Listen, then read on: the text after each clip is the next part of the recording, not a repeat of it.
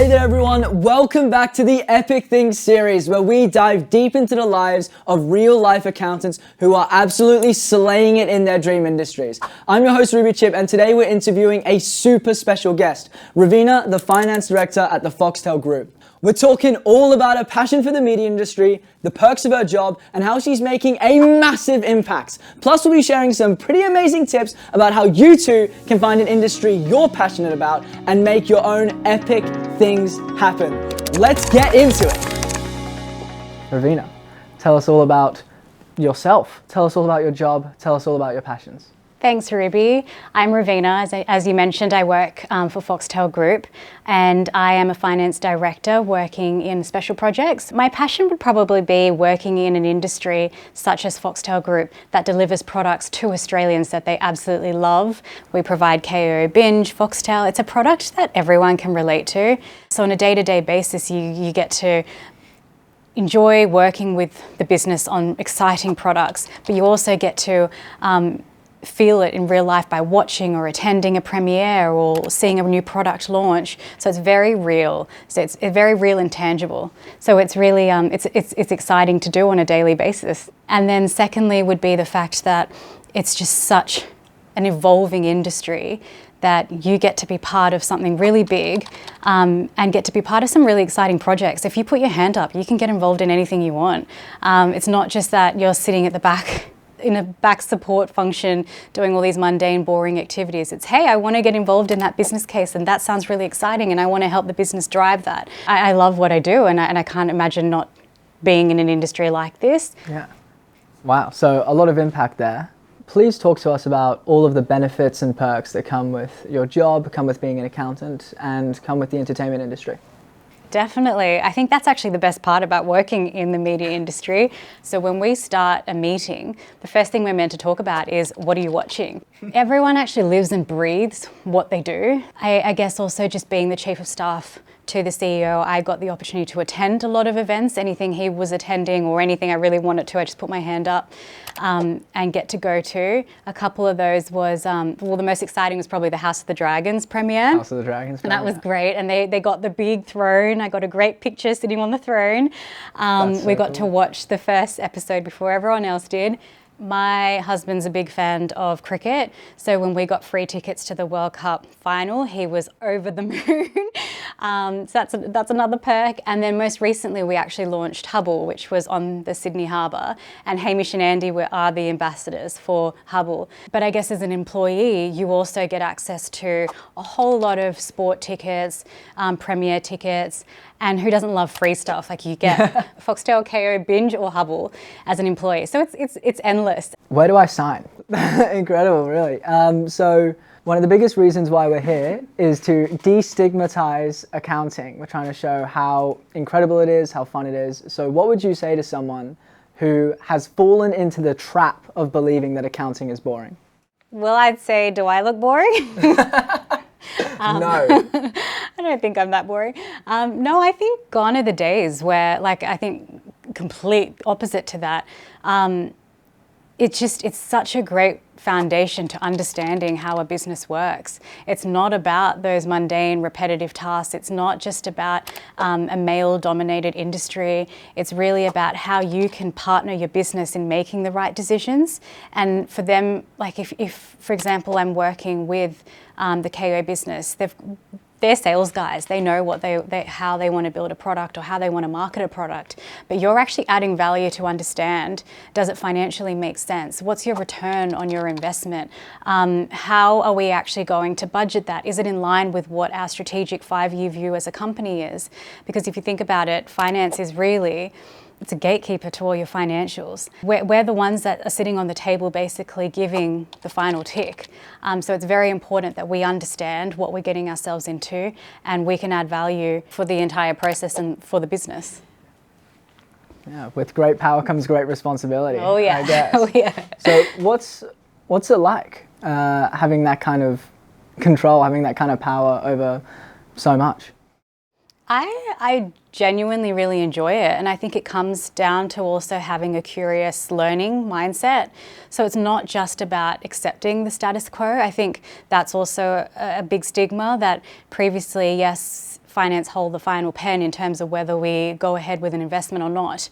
But you can actually shape how things look, whether we should go ahead, asking the right questions, challenging. I'm not sure if you're aware of the transformation Foxtel Group has gone through. A lot of people know what Foxtel is or still assume it's just that set-top box. But really over the last 10 years, we've had to pivot and understand that new competitors such as Netflix and Disney and Amazon are coming in. How can we actually compete but stay relevant in the Australian market, which is how KO and Binge basically were born. Yeah, that's awesome. What a transformation. My goodness. So tell me a little bit about what you had to do with all that. What was your role in this transformation? How did you really impact everything? So in the role I was in, I was supporting the CEO, Patrick Delaney, and I would attend all his meetings, understand where he needed to be, what he needed to do, respond to a lot of his emails, basically his right-hand person. You are exposed to absolutely every decision, whether it be a small marketing campaign. Financials is huge, so we do a lot of strategy packs. I got involved with him, so I would put together all his packs that he would present. I would put together his speaker notes, his to-do lists, actually adding value to understand and take a step back to ask him the right questions as to, because he's just running at such a rapid pace, so it's making sure that he's actually reflecting on the meetings and all the decisions he's made to make sure that we're getting to the right outcome. Yeah. So in a nutshell, you're just killing it. Like you're slaying, you're doing so much. All of it all at once. Incredible. Out of curiosity, you are involved with Fox Sports, obviously, and Fox Sports reaches millions of Australians. That's pretty epic. Let's hear about it. Foxtel Group, we own KO, and KO is the largest distributor of sports in Australia. And if you think about the landscape in Australia. So we've got a lot of competitors coming into the media industry, the likes of Netflix, Amazon, Optus even, Optus Sport. So it's very important that for KO to stay relevant, we actually ensure that we have access to all your pivotal Australian sports. So a lot of you might actually remember, the AFL deal that happened quite recently. So that was a huge deal and pivotal that KO continue to have that relationship with the AFL. It was a 3 months of stressful evenings and a lot of back and forth, but understanding again the financials really helped me support where possible because it all came down to the deal at the end and making sure that we had access to that sport. Amazing. So this one's a bit of an indulgent question for myself, but how do accountants make epic things happen? An epic piece of work I did, which I really like. It was a huge deal for me. So working with the CEO, he every year does like a budget and strategy presentation, which looks at the next 5 years, what we're going to achieve. So the chief of staff typically pulls that presentation together for him, does his presenter notes, and works very closely with our chairman. And then that gets presented to the News Corp board. So News Corp own a large percentage of Foxtel Group, and within that board is also the Murdochs. So when I got to meet them, or